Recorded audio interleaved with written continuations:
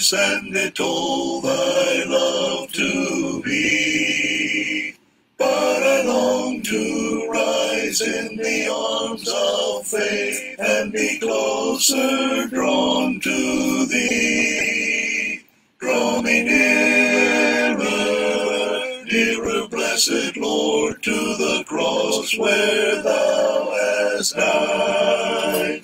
Draw me nearer, nearer, nearer, blessed Lord, to thy precious bleeding side. Consecrate me now to thy service, Lord, by the power of grace divine.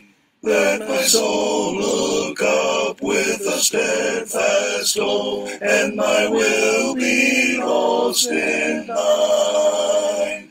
Draw me nearer, nearer, blessed Lord, to the cross where thou hast died. Draw me nearer, nearer, nearer, blessed Lord, to thy precious bleeding side. Oh, the pure delight of a single hour that before thy throne I spend, when I kneel in prayer and with thee, my God, I commune as friend with friend. Draw me nearer, nearer, blessed Lord, to the cross where thou hast died. Draw me nearer, nearer, nearer, blessed Lord, to thy precious bleeding side. There are depths of love that I cannot know till I cross the narrow sea. There are heights of joy that I may not reach till I rest in peace with thee. Draw me nearer, nearer, blessed Lord, to the cross where thou hast died. Draw me nearer, nearer, nearer, blessed Lord, to thy precious bleeding side. Magandang gabi mga kapatid. Good evening, brethren. Good morning, good afternoon. Kung saan na kayo naroon sa mga oras na ito. Tayo po ay nagagalak muli na nagkaroon tayo ng pagkakataon na magsama-sama muli sa internet, online, dito po sa Facebook, live preaching. Ito po ay ating na-expect, actually MWF, pero minsan na-adjust ng konti. Pero at least 3 times a week, tayo po ay nagkakaroon ng pagkakataon na makapaano po sa Facebook. Ito nga po ay maganda. Tayo nagkakaroon ng technology at nagagamit natin ng technology sa ganitong mabuting paraan. Ang technology ay hindi mabuti o hindi masama sa kanyang sarili, depende po sa paggamit. So, meron tayong available technology. Let us use it for God's glory without rejecting God's will. Ano po? Kasi minsan mayroon mga online Lord's Supper, which I do not believe. Hindi po tama yun. Pero sa ganitong paraan, ito ay okay lang dahil ito po isang individual effort through Facebook live preaching. So, sa ating mga kaigsuonan, sa lahi-lahing mga dapit, sa tibok ng Pilipinas, mayang gabi sa inyong tanan, maigsoon, sa ating mga kakabsat, sa sa dumang-dumang mga lugar sa Pilipinas, na ibang garabi kada kay amin, kakabsat, sa ating mga katugangan sa southern most part of the Luzon, sa Bicol region, Diyos marahay na banggi sa Intugabos, dito lang po sa Pangasinan, Pasanto Silabi, at si kayo namin. Diyan po sa may Romblon, Carabao Island, may ayan ng gabi sa Intanan. Dito sa amin, may pabingki ako nga. Okay po yung nasa Indonesia, salamat, balag. Sa Indonesia, malam means evening. Sa Ilocano, malam means afternoon. So, as magkakapareho lang po mga salita sa Southeast Asia, po, especially Malaysia, Indonesia, Philippines. So ating pong paksa sa gabing ito ay about modesty. Alam po niyo itong modesty, lalo sa pagdaramit, ay nagkaroon na po ng malaking pagbabago sa pagdaramit, lalo-lalo po ng mga Pilipina, mga babaeng Pilipino. Noong ako'y lumalaki noong 1960s, 1970s, even up 1980s, wala tayong makikita sa Angeles City na Pilipina naglalakad na nakashort. Wala. Pinagbabawal po yan sa lalo po yung mga matatanda. Except during a brief period noong 1970s na nauso yung mga miniskirt. Pero after that, nawala na po yan. Ang nakikita lang po nating nagdadamit ng medyo mahala, yung mga Amerikanong asawa ng mga US Air Force men sa Clark Air Base. Pero otherwise, yung mga Pilipinang bawal po yan. Pero nagkaroon ng pagbabago after several decades. Yung nakita namin in 1970s, mas masawal pa ngayon. Makikita mo sa Angeles City, San Fernando, Mabalacan, Pampanga. Makikita mo pagdadamit yung ibang mga babae na napaka-extend damit, short, etc. Nagbago po eh. Kaya ang paksa po natin, modesty, is very timely. Dahil nga po sa mga changes na nangyayari sa ating lipunan. Unfortunately, the Philippines has become less of a conservative society unlike before. During the 1960s, 70s, even 80s. Ngayon, hindi na. It has become more morally liberal society. Although not as liberal as the Western countries as yet. Pero it's more liberal than before. Yun ang malungkot na pangyayari sa ating bayan. Pero bilang mga Kristiyano, supposed to be, tayo mga Kristiyano po ay ilaw ng sanglibutan. We are the lights of the world. Dapat hindi nagbabago sa atin niya. It remains the same. Kung ano sinasabi ng banal na kasulatan, whatever the Bible says about modesty, modest clothing, it should remain as is, as the Bible says. Yung dapat tayo, hindi nagbabago ang ating paningin. Kahit nagbabago pa yung paligid natin sa kailang pagtingin sa mga bagay na ito. So yun po ating pag-aaralan po sa gabi. Unfortunately, may mga Kristiyanong immodest. Ang gabi po natin yan, may mga supposed to be Christians who are dressed immodestly. Yun po, yung totoo po yan. So, modesty. Actually, ang salitang modesty, hindi lang naman po yung sa pagdadamit yan, kundi sa pag-uugali rin. Makikita natin later on na salitang modest ay may kaugnayan sa ating pag-uugali. Good behavior. Pero pagdating po sa pagdadamit, we cannot be indifferent about the modesty. Hindi natin pwedeng pawalang halaga yung mga nagmahalin na pagdadamit. Hindi po natin pwedeng baliwalain yan, mga kapatid. Sapagkat yun po talaga ang masaklap na katotohanan. Nagbago na po ang ating panahon. Sa panahon na ito, mga kapatid, na nagkaroon ng para bagang changes sa ating lipunan. Unlike before, na mas conservative ang mga Pilipino noon kaysa ngayon. Dito po sa 1 John chapter 2, 15 to 17, may mga tuksong sa libutan. Kaya po nagiging para bagang widespread na yung immodest clothing. Dahil ito po ay isang may attraction po na nakikita ang mga tao. Pero ito isang libutan. Tandaan po natin yan. Dito po sa 1 John chapter 2 verse 15, 17. Don't love the world or the things in the world. If anyone loves the world, the love of the Father is not in him. For all that is in the world, the lust of the flesh, the lust of the eyes, and the pride of life is not of the Father, but is of the world. And the world is passing away, and the lust of it, but he who does the will of God abides forever. So, mayroon pong sariling pananaw sa libutan tungkol sa mga bagay na ito. At ginagamit sa Satanas. Napakalabagang trap sa mga Kristiyano na hindi natin bigyan ng halaga ang patungkol po sa modesty. Kaya yun po, isang pag-iingat po na kaya po tayo nag-aaral ngayon sa ganitong bagay. Yung salitang modest, galing po sa salitang Grego kosmios.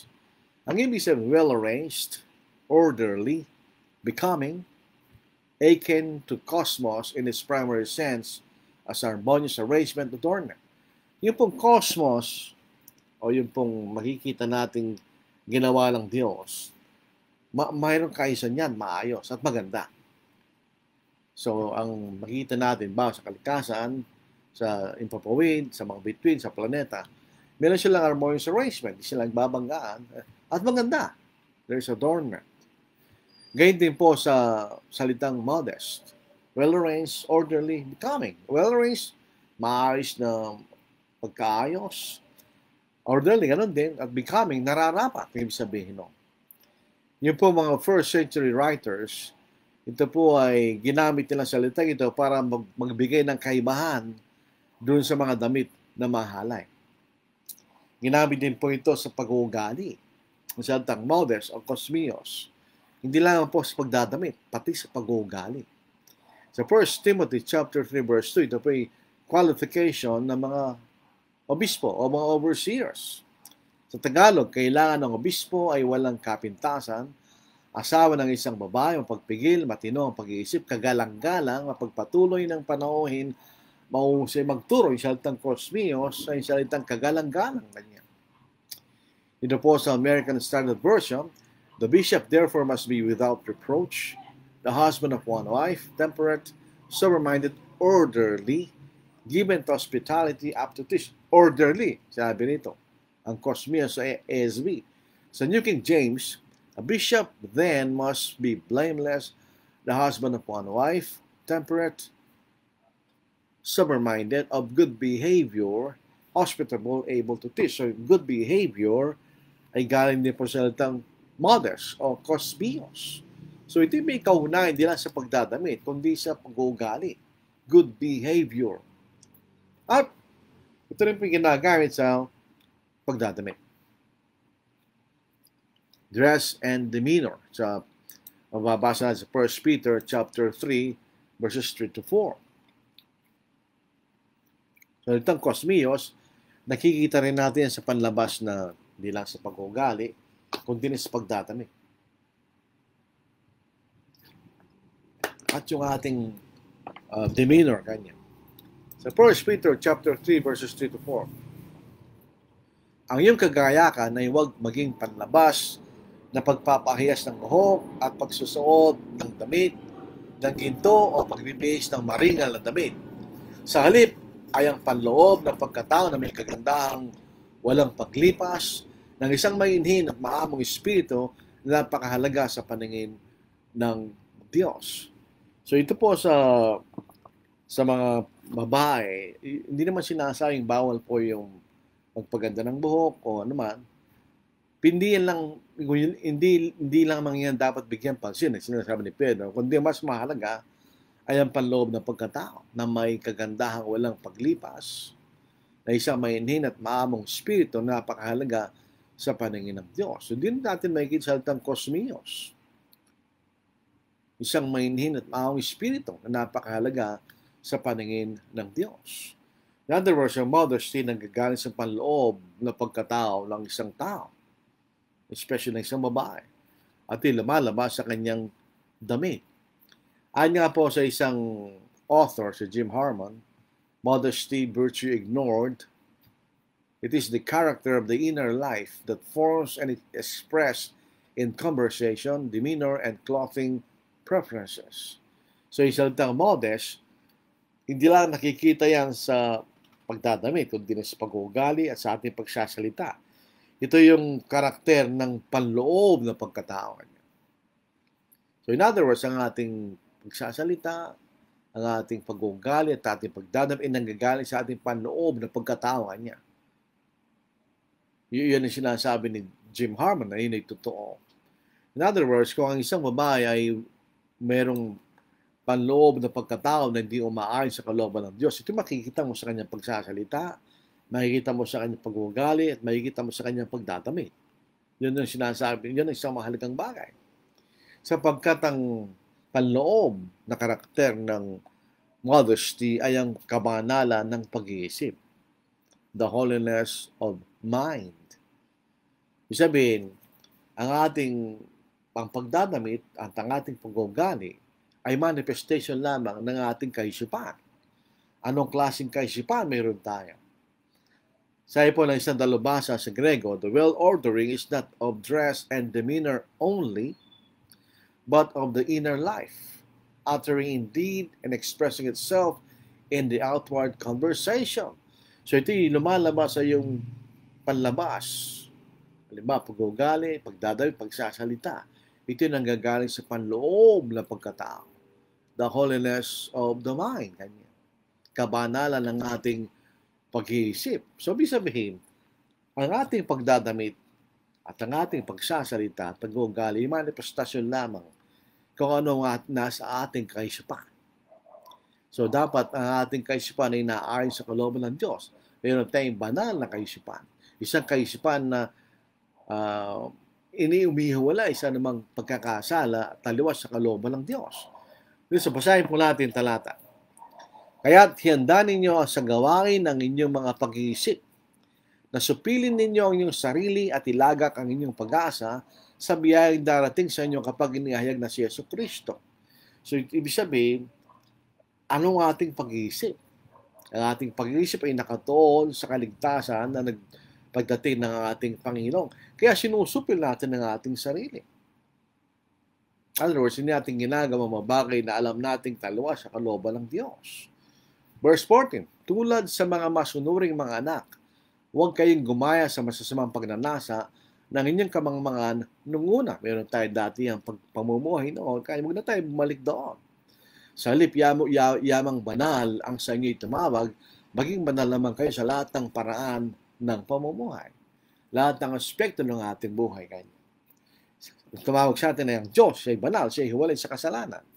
So, ganoon din po tayo. Ang ating kaisipan ay kaisipan na umihiwalay tayo sa kasalanan at nahigit ito sa lahat ng paraan ng pamumuhay. Sapagkat nasusulat kayo maging banal sapagkat ako'y banal. Ang salitang banal, holy, means you are separated from sin. Ika'y hiwalay sa kasalanan. Hindi ka namumuhay sa pagkakasala, kundi hiwalay ka sa kasalanan. Ang Diyos ang tumawag sa atin, banal. Kaya tayo rin po dapat ay maging katulad ng Diyos na banal. Kaya ang ating pag-iisip ay banal kanya. Banal ang isang kaisipan na nag-iisip na umiwalay sa anumang tinatawag na kasalanan. Yan ang salitang banal na sinasabi. Isang karakter ng modesty ay yung shamefastness o shamefacedness. Ito'y galing sa salitang Grego na eidos. A sense of shame, modesty, bashfulness. Ito yung natural na kahihiyan na nasa isang babae. Alam niyo ang babae ay ginawa ng Diyos sa isang paraan na naayon sa kanyang kalooban. Ito'y inihanda ng Diyos sa larangan ng pag-aasawa. So may mga bagay sa katawan ng babae na tinatago niya at di niya ito nilalabas at nakakahiya sa kanya na ilabas niya yung dapat ay tago niya. Kaya meron sa natural sense of shame o bashfulness. Meron siyang natural na sense ng kahihiyan. Kaya tinatago niya ang kanyang katawan. Ganyan. Saying fastness, may sabihin, fast, nakadikit, ganyan. Yung natural na sense ng shame ng isang babae ay nakadikit sa kanyang pagkatao niya. So that modesty which is fast rooted in the character kanya. So ito yung mga babae mainhid. Makikita mo siya kailang pagdadamit. Itinatago nila kailang natural na kahihiyan. Which is the opposite for promiscuous. Yung mga babae nilalantad nila kailang katawan. Wala silang kahihiyan. Pinagmamalaki nila mga bagay na dapat ay tago nila. Totoo po ng babae nilalang ng Diyos na maging maganda sa paningin ng isang lalaki. So otherwise, kung ang babae katulad ng lalaki, wala mag-aasawa. Yun ay kalooban ng Diyos. So, kaya lang, ito iniahanda ng Diyos sa relasyon lang ng mag-asawa. At otherwise, hindi ito nilalantad sa iba. Kaya yung mga mahinin na babae, meron silang natural sense of shame. Shamefastness. Ito po ay American Standard Version po yan. Ano po? Shamefastness. Yung makikita natin. Basahin natin. Sa 1 Timothy chapter 2 verse 9, in like manner that women adorn themselves in modest apparel with shamefastness and sobriety, not with braided hair and gold or pearls or costly raiment. Sa Tagalog, ganyan din naman ang mga babae dapat na magdamit, na may kainihan, na angkop, at hindi mahalay. Yan ang shamefastness. Hindi na napalalamuting buhok at ng gunto, pelas o mamahalin damit. Minsan naglalakad ka sa mall, dito sa Angles, makikita mo mga babae na napakasilang suot. Lumalabas na yung pisngi ng kanilang puwit. Hindi magandang tignan nyo. Kakahiya yun kung tutuusin. Yun ay dapat itago ng isang babae. Kaya may shamefastness. Kaya lang, ang nangyayari sa kasalukuyang panahon, pinagmalalantad nila. If you have it, flaunt it. Yan lang modernong kaisipan. Kung meron ka, ipakita mo. Yun ay kilabag sa kalooban ng Diyos. Hindi pinakikita yan. Hindi tinatago yan. Yun ay pinakikita lang sa asawa. At hindi siya naman. Shamefastness, yun po ay isang karakter ng modesty.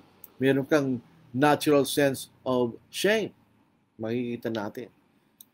Ngayon, yung po mga modernong babae, without offense, ano po, sabi lang natin ang totoo. Hindi na sila nag-blush. Alam mo, pag napahiya ka, mag-blush ka pupula yung pisngi mo. Wala silang sense of shame. Hindi na sila nag-blush. Wala na sa kanila yun. So, Jeremiah chapter 8 verse 12, yung mga Israelita ng panahon na nagkakasala, hindi na sila nahihiya kanya. They do not blush. Nahihiya ba sila nang sila'y gawa ng karamalduman?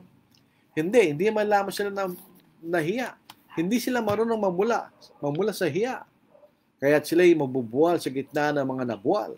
Sa panahon ng kailang kaparusahan, sila'y babagsabi ng Panginoon. Yung mga Hudyo noon na nagkakasala, hindi sila nahihiya sa ginagawa nilang pagkakasala laban sa Diyos, hindi na rin sila marunong mamula sa hiya kanya. So ito modernong mga pandadamit na nilalantad din ng katawan, hindi na sila marunong mamula sa hiya. Tingnan po natin sa English, ano po itong Jeremiah chapter 8 verse 12 para makita natin ang translation sa New King James. Ito po, basahin natin. Were they ashamed when they had committed abomination? No, they were not all ashamed, nor did they know how to blush. Therefore they shall fall among those who fall. In the time of their punishment, they shall be cast down, says the Lord.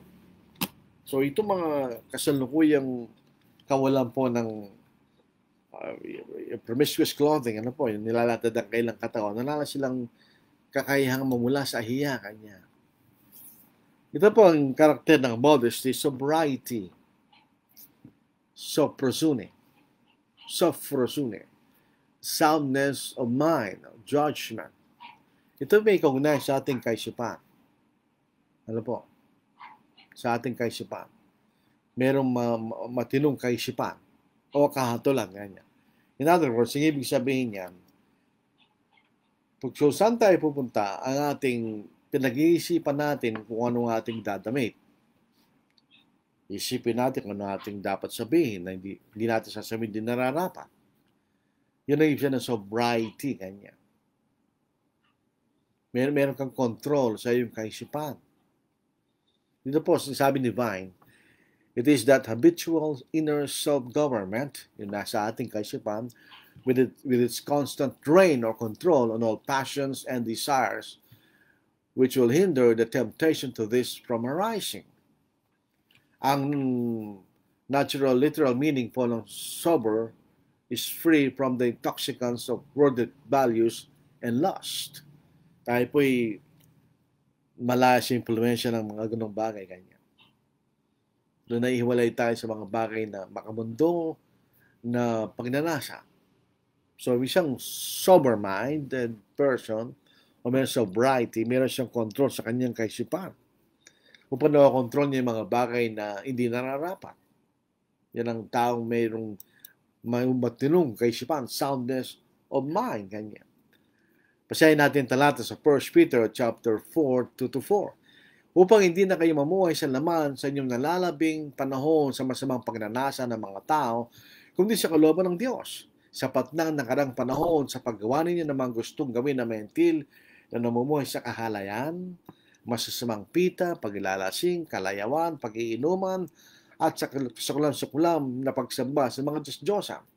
Sila nagtaka na kayo ay hindi nakikisama sa gayong labis na kaguluhan, kaya't kayo nilalait nila. Meron pong interesting na bagay, paglalasing at pag-iinuman, ganyan. So, nagsasabing, pwede ka mag-inom, basta hindi ka malasing, mali. Iba yung paglalasing dito sa pag-iinuman eh. Drinking parties, the English. So, ibig sabihin, itong kaisipan natin ay ganito. Nakikita natin na ito natin dating ang pagkatao, hindi na natin ginagawa yan. Iniayos natin ang kaisipan natin para makontrol natin ang ating sarili sa mga bagay na nating mahala ay masama. Yan ang isa sobriety, soundness of mind. So kung yun i-apply natin sa pagdadamit, ganoon din. Inalalagam natin ang kaisipan natin, ang pagdating sa pagdadamit, sa isang pagdadamit na hindi mahalay, naayon at nararapa. Pinag-iisipan mo, in other words. Hindi basta kung na lang isusuot mo. Pinag-iisipan mo kung ano ang iyong isusuot.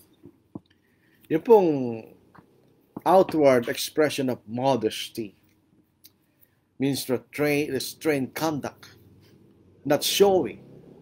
So itong modesty, di lamang po yung tinatakpan natin ng dapat takpan sa ating pagdadamit.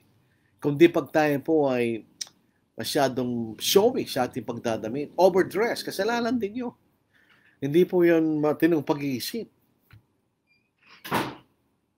Kasi pagdating pupunta tayo sa pagsamba, dapat magsuot tayo ng nararapat sa pagsamba. Hindi natin pakita at laki natin ng mayaman tayo. Ano, hindi gano'n. Kasalanan din yun. Kasalanan po yung underdress. Kasalanan din yung overdress.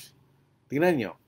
Gayun din naman ng mga babae dapat magdamit na may kainihan, naangkop at naangkop kanya at di mahalay.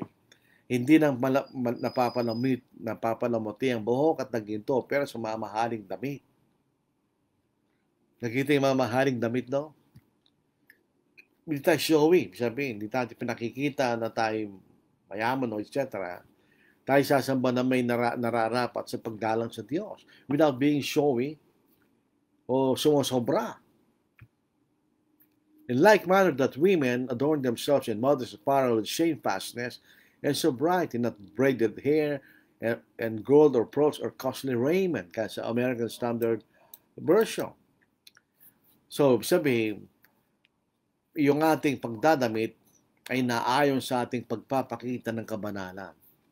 Ang ating pagdadamit ay naayon sa pagpapakita na tayo gustong lumakad ng maayos sa paningin ng Diyos at hiwalay natin ang ating sarili sa pagkasalanan.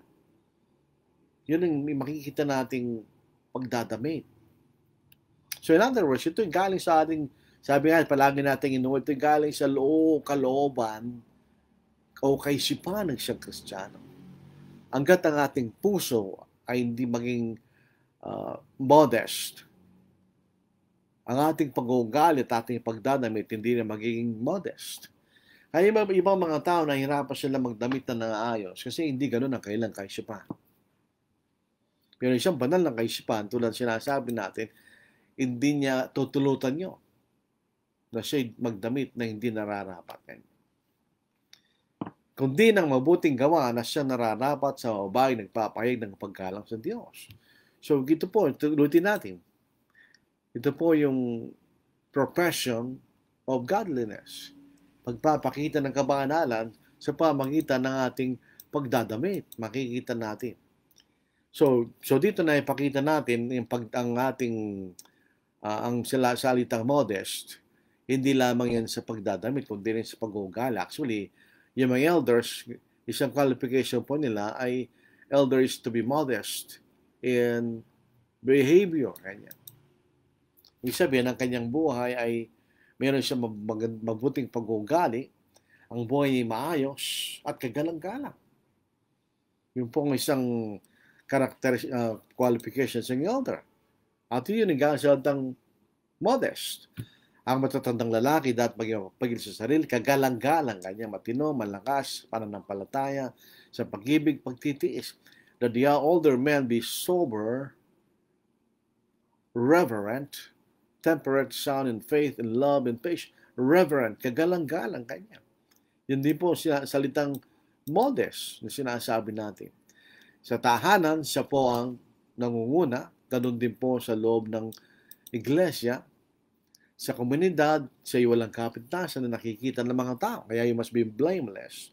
At doon sa church, siya po ay matatag at tapat. Kanya. Yun ay galing sa kanyang pagiging kagalang-galang o pagiging modest sa kanyang pag-uugali. So, hindi lang po sa pagdadamit siya, pati sa ating pag-uugali. Pinakikita natin yung ating modesty. Modest. Akala natin ang modesty sa ano lang, sa damit. Pati rin sa pagsasalita. Ang modesty ay taliwas ng kahalaya. So, hindi lamang sa damit siya, pati sa pagsasalita. Minsan, ibang mga Kristiyano, pag nagsalita sila, walang pagkakaiba sa mga taga-sanglibutan. Hindi po, bawal po yun. Ang modesty, lumilitaw din sa ating pagsasalita.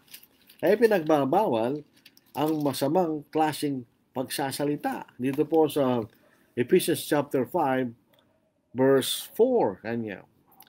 Neither filthiness nor foolish talking, nor coarse jesting, which are not fitting, but rather giving of thanks.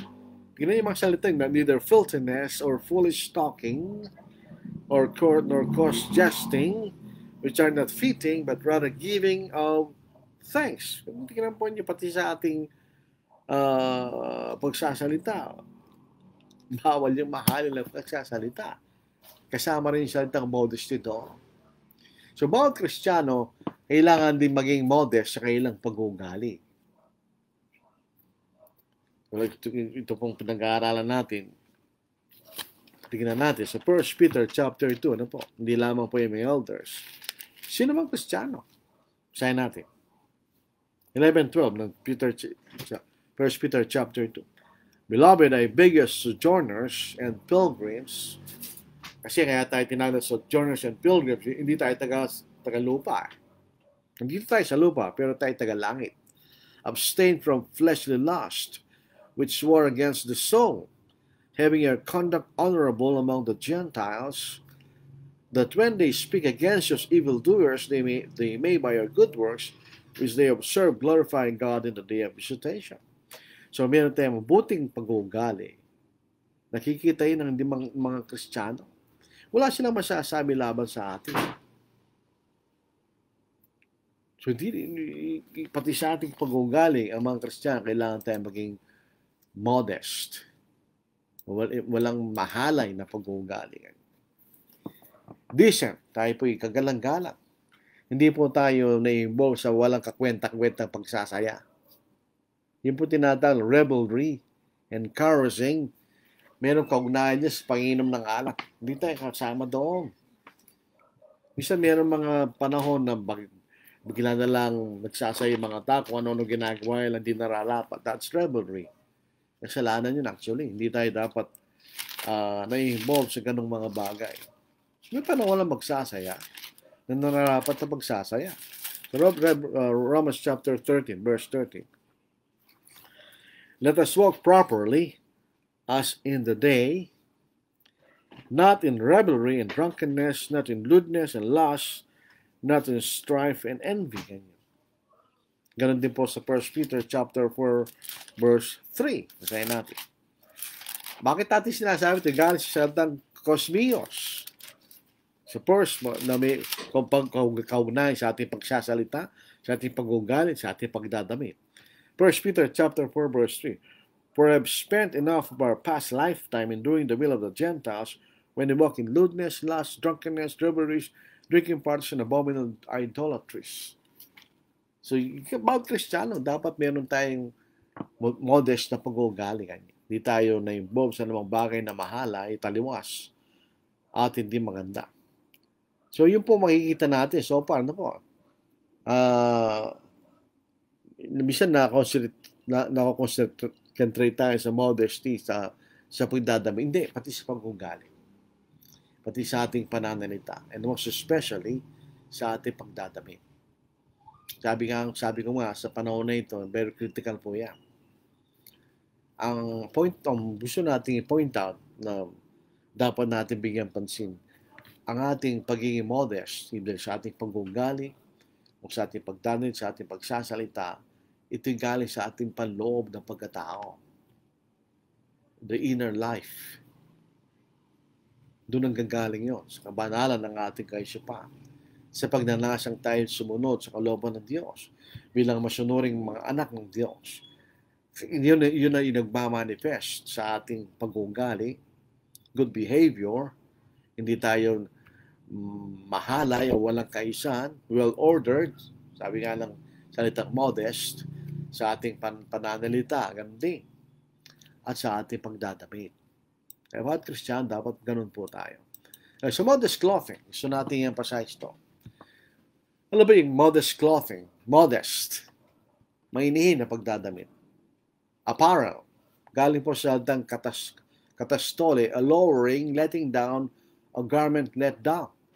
Ang ibig sabihin ito ay damit na papunta sa baba. Hindi papunta sa taas. Yung po mga damit ngayon papunta sa taas eh. Ang damit nung papunta sa baba, malahaba. Ano yung mahalay? Isa-isahin natin. Kapag ang ating binti ay na-expose, yun ay tinuturing na immodest o mahalay. Basahin po natin. Ito yung reference sa mga sacerdote o priest sa Old Testament. Sa Exodus chapter 28, verse 42 to verse 43. Iyong igagawa sila ng mga salawal na lino upang takpan ang kailang ubad ng katawan. Mula sa balakang hanggang sa mahita, aabot ng mga iyon. Isusuot ang mga ito ni Aaron at ng kanyang mga anak kapag sila'y pumapasok sa soldang tipanan o kapag sila'y lumalapit sa tabbana upang maglingkod sa dakong banal, upang sila hindi magdala ng kasalanan at mamatay. Ito'y magiging isang walanggang batas para sa kanya at sa kanyang mga anak na susunod sa kanya. Sa English, and you shall make for them linen trousers to cover their nakedness. They shall reach from the waist to the thighs. They shall be on Aaron and on his sons when they come into the tabernacle of meeting, or when they come near the altar to minister in the holy place, that they do not incur iniquity and die. It shall be statute forever to him and his descendants after him. Ito ang point natin. Ano ba tatakpan ng salawal na ito? Meron silang pantaas na damit. Pero bakit meron silang trousers o pantalon? To cover ang kailang hubad ng katawan. Ganyan. You shall make for them linen trousers to cover their nakedness. Ano yung definition ng naked dito? They shall reach from the waist to the thighs. Ibig sabihin, tinatakpan ng kailang balaka hanggang sa kailang mga hita. Ganyan. So, ibig sabihin, pag lumabas ang hita mo, that's nakedness, immodest. Dinidefine ng Biblia yan eh. Pag lumabas ang hita mo, that's nakedness. So, ito yung nakitikat sa mga babae, no? Pag lumabas ang hita mo, kanya. Kahit na ito'y sa Diyos, yung pagtingin ng Diyos, kahit ang sanglibutan, hindi ganun ang kailang pagtingin. Siyempre, sa sanglibutan, Sa hita lang yan. Kaya ano bang problema ng hita nga nila? Kahit na ang sanglibutan may ibang kaisipan, talaga may ibang kaisipan ang sanglibutan. Ang itinumuturing na mahalay ng Diyos, sumisyon ang sanglibutan, sapagkat sila yung mahangal kanya.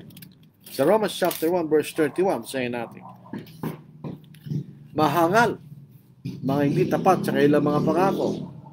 Hindi mapagmahal, walang hawa. Foolish kanya, fools. Hangal. Alam nilang dapat, hindi nila ginagawa. Yun ang salitang hangal o mangmang. Mga hangal kanya. Mga hindi tapat sa kailang mga pangako, hindi mapagmahal, walang awa, undiscerning, untrustworthy, unloving, unforgiving, undiscerning kanya. Hindi sila marunong mag-isip. Hindi sila marunong gamitin ng kanilang kaisipan sa mga bagay na nararapat. Kaya tinatawag silang hangal.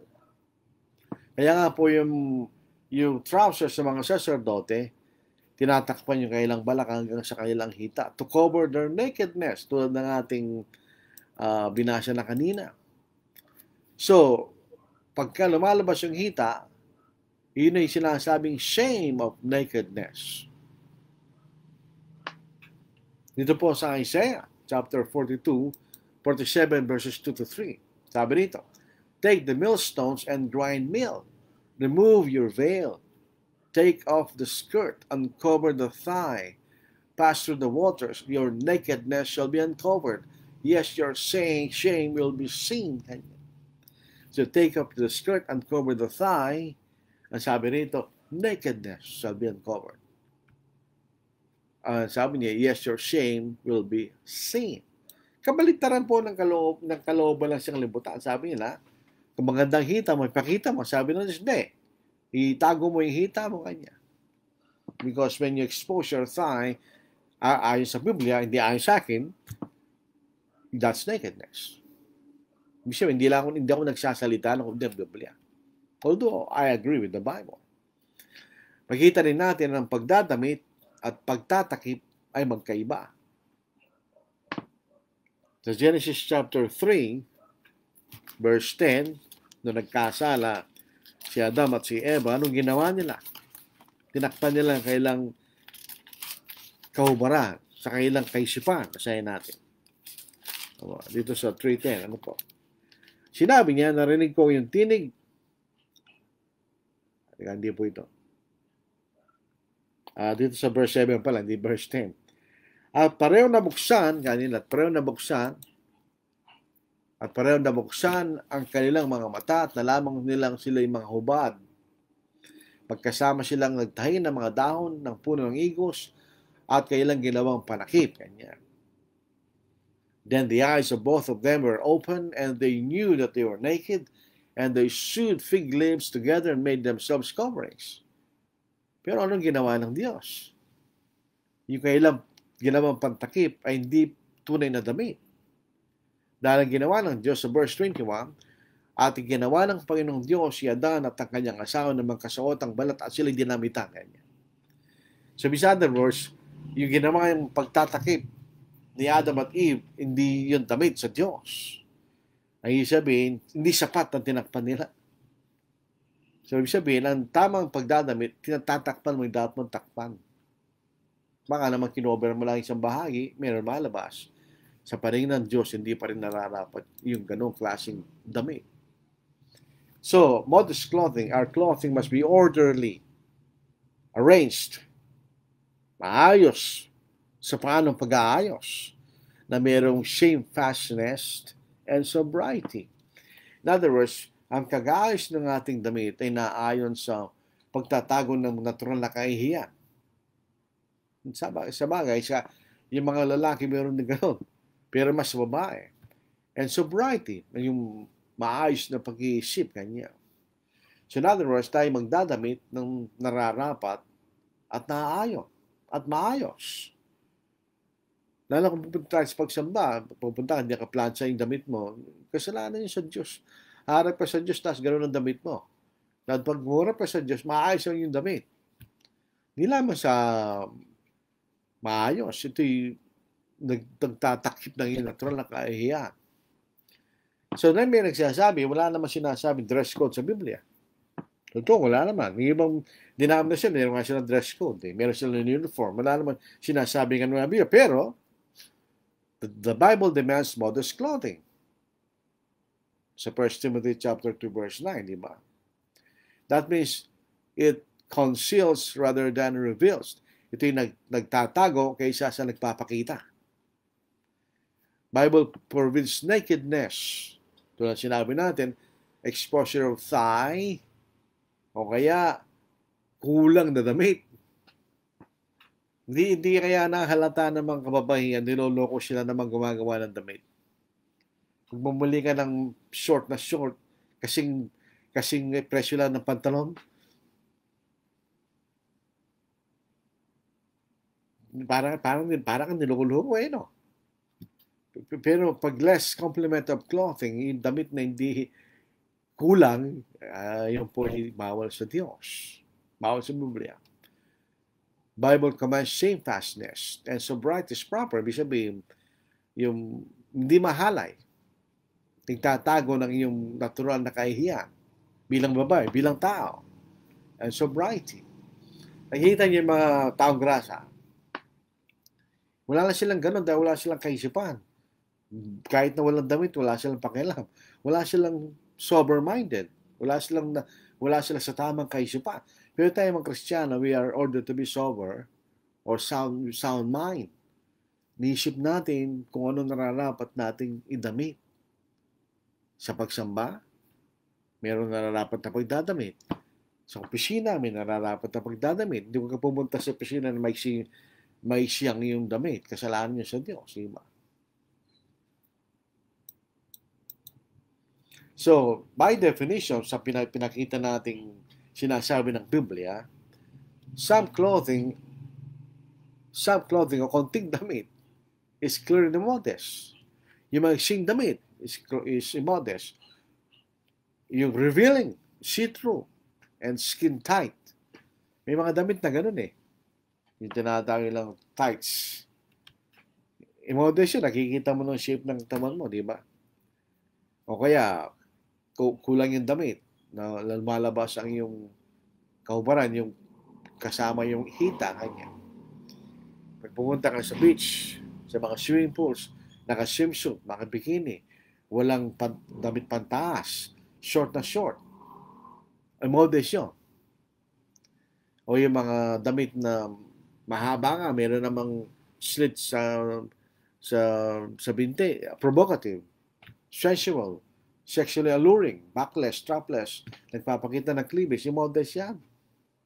O kaya yung nakatakip ka naman, pero showy, at extravagant, overdressed, kasalanan din yun. That's still modesty. Kung titignan natin yung binasa natin sa 1 Timothy chapter 2, verse 9. So, hindi namin kakulangan ng damit. Overdressed, ganun din. Isa nun. Pero itong sinasabi nating modesty, especially ito sa pagsamba.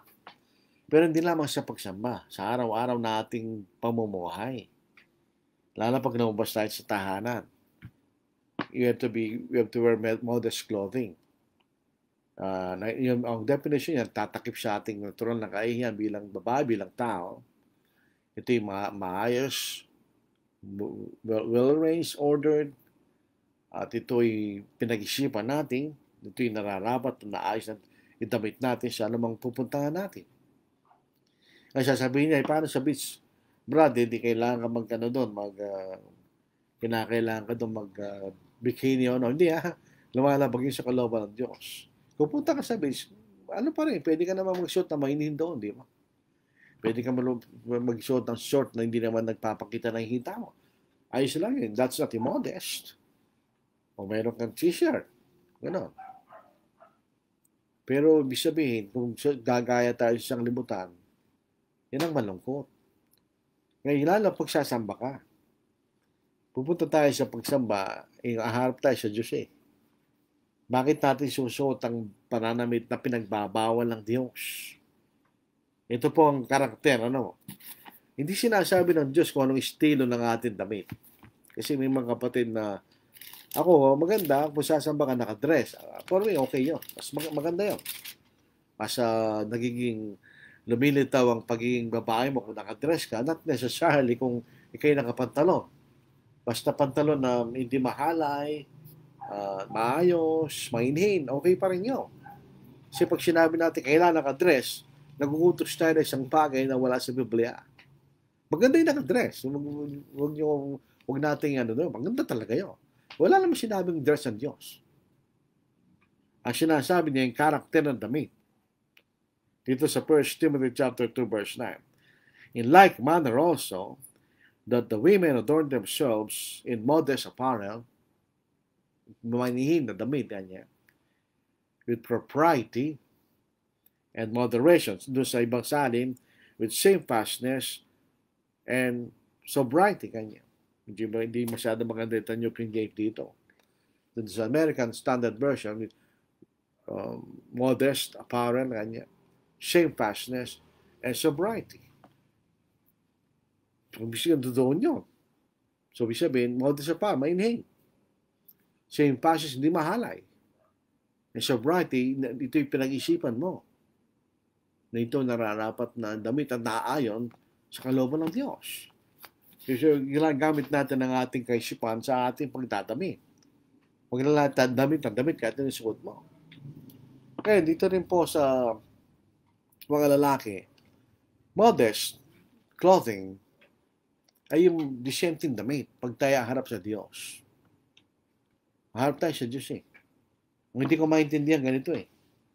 Bakit pagdating sa kasal, pag-iinino ka, naka-Amerikana ka pa eh, tapos nakakurbata ka pa. Bakit kaya mong gawin yun? Di mo kaya gawin sa pagsamba. Nahiya tayong pumunta rin sa nakasamba, yung damit nakagalang-galang na gano'n. Bakit naman gano'n? Yung pagdating sa opisina, naka-Amerikana yung iba. Nakatay. Harap tayo sa Diyos, higit pa sa boss mo. Higit pa doon sa sino mang iwiwitasan mo ng kasal. Harap ka sa Diyos, hindi ba dapat magdamit tayo ng modest clothing bilang lalaki rin? Ito'y naayos, nararapat na pagdad. Ba't tayo nahihiya kasi? Maliban lang, wala tayong pambili, okay lang po yun. Pwede naman tayo magpolo. Pero huwag natin magdating isuot yung isuot mo nung sa araw-araw mong ginagawa sa buhay mo, ganyan ang susunod sa pagsamba. Special na araw yun eh. Yun yung pagdarap sa Panginoon. Sabi nga niya, Sunday is best. Ang dapat nating harap sa Panginoon. Hindi naman ibig sabihin na pagiging may magandang damit ay kibanat. Pero ibig sabihin, yung kakayahan mong gawa yun ay dapat ay bunga ng kapangalan sa iyong kalooban, di ba? So, lalo pa yung mababae, lalo pagdating sa summer, mainit kanila. They become underdressed. Underdressed, overdressed sa salanan niya. Dapat ito'y naangkop, maayos, nagtatago lang ang ating kahihiyan, pinag-isipan natin, at ito'y mainit na pagdadamit. Pwede naman tayo maging modern na modest.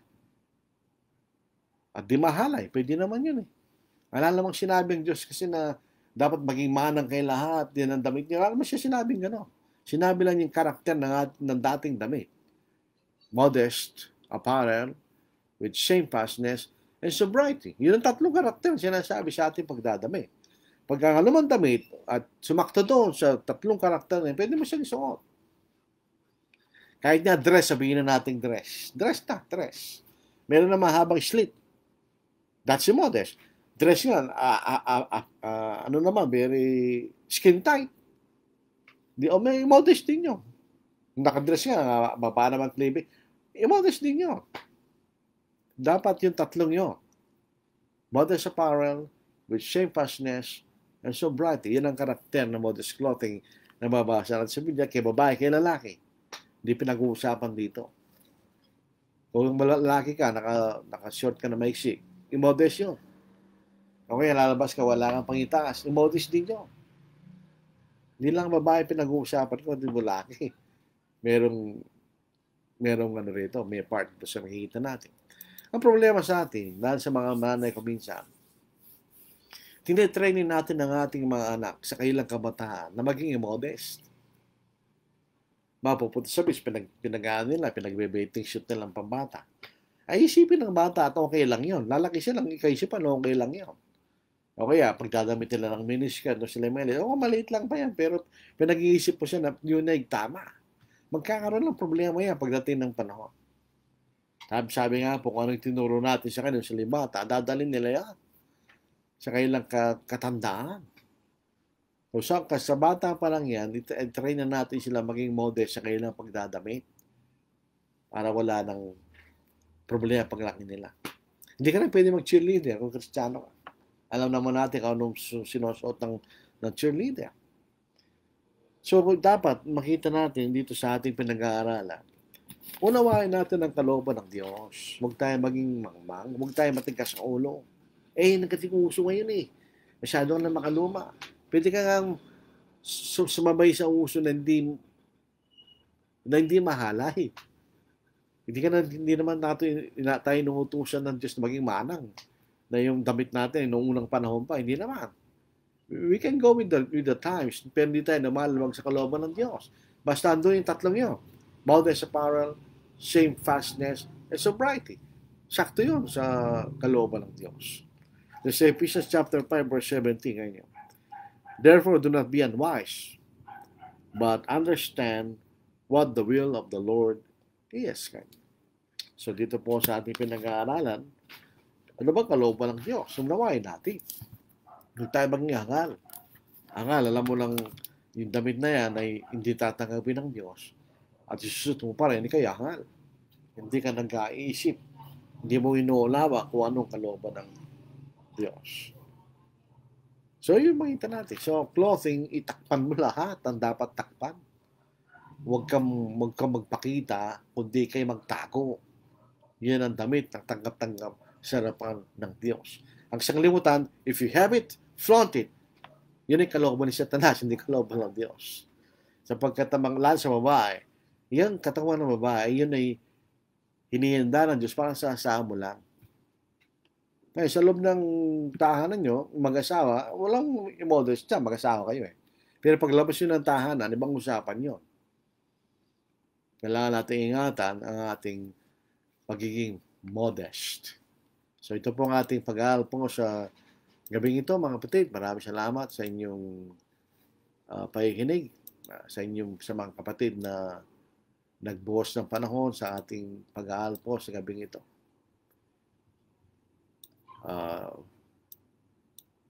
Gina Leo, good evening. Dito Lisa, na ibang garabi kada kaya amin kakamsat. Sabi niya, magandang gabi sa inyo lahat, mga kapatid. Good evening to all the brethren sa English. Arcon Roy Sumabal, maayong gabi sa tanan. God bless na po yung Cebuano. Sabi niya, magandang gabi sa lahat. Aljon Ocampo, good evening po. Si Medi Canono, magandang gabi po sa ating lahat, mga kapatid. Bill Bar J. Mark, good evening po. Earl Gabriel po Salunga, good evening. Danilo Dasilo, magandang gabi po, brother watching. Arcalas Roel, good evening sa ating lahat. Maureen Hipolito, good evening po. Lolo Lordi, Mira Mauro Inara. Mara ko na Mara, Mira pala. Shout out, good evening sa tatlong maliliit na ito. Mira Mauro Inara, kanya. Clint Jasier Lilibios, magandang gabi po. John Bautista, good evening. Jolito Titan, watching from Lumley View. Church of Christ, Malongon, Sarangani Province. Meron po mga salita po sa Mindanao na meron sila letter F.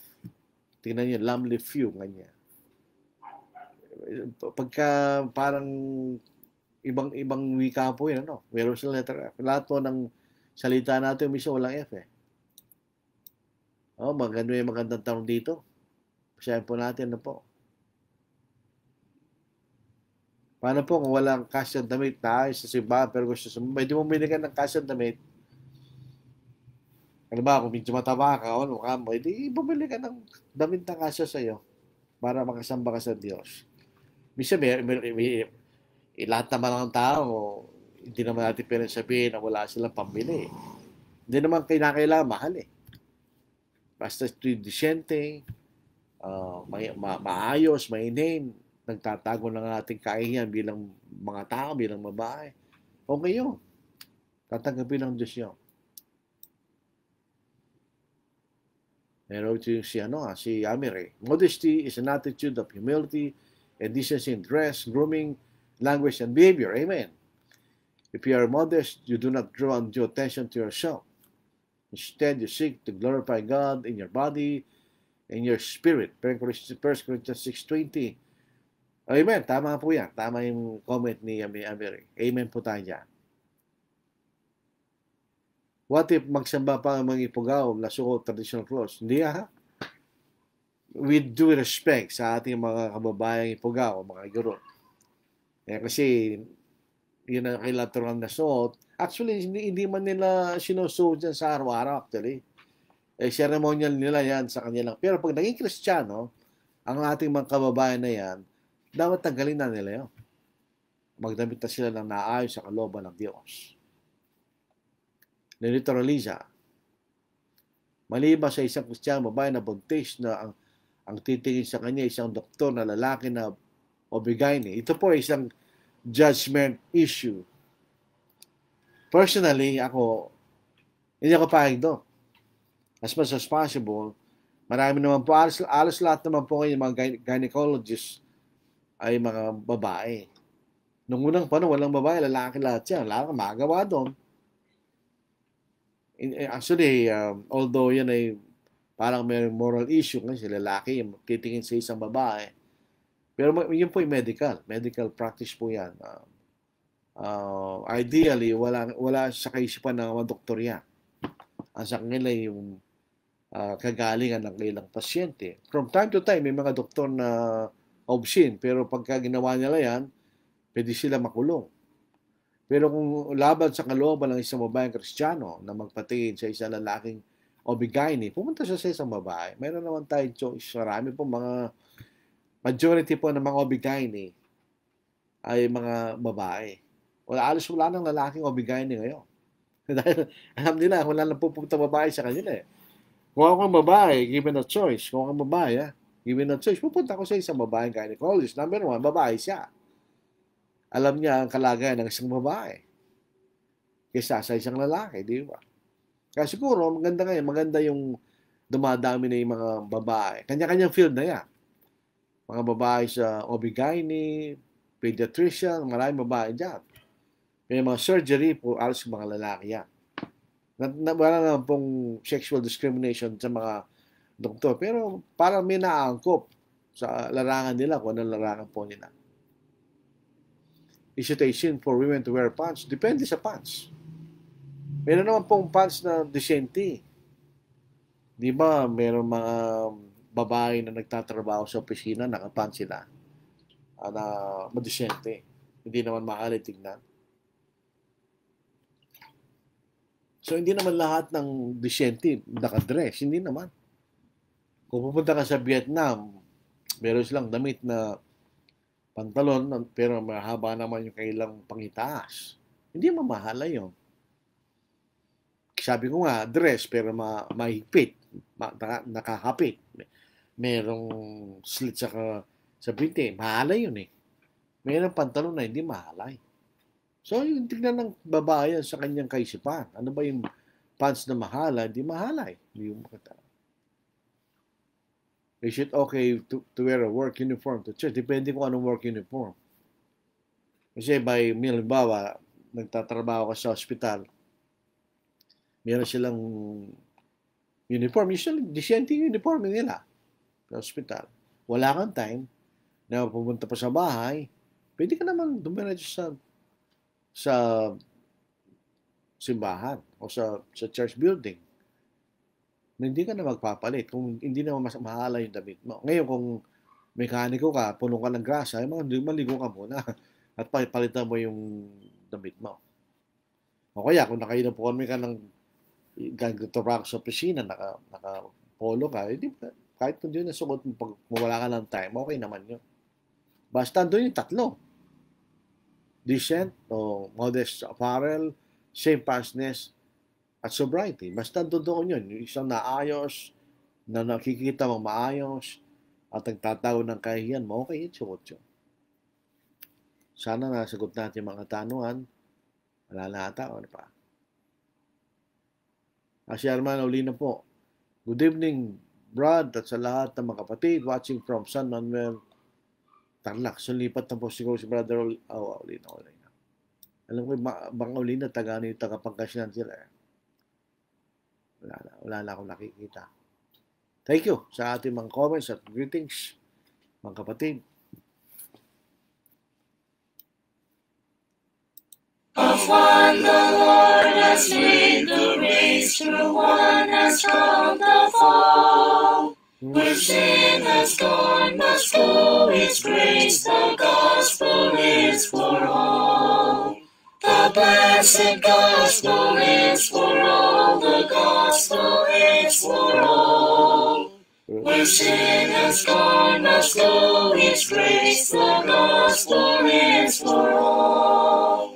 Say not the heathen or at home, beyond we have no call. For why should we be blessed alone? The gospel is for all. The blessed gospel is for all, the gospel is for all. Where sin has gone must go its grace, the gospel is for all. Receive ye freely, freely give, from every land they call. Unless they hear, they cannot live, the gospel is for all. The blessed gospel is for all, the gospel is for all. Where sin has gone must go its grace, the gospel is for all.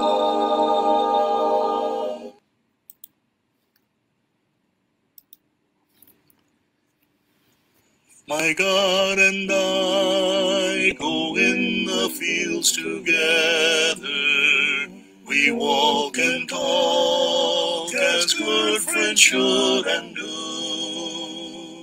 We clasp our hands, our voices ring with laughter. My God and I walk through the meadows you.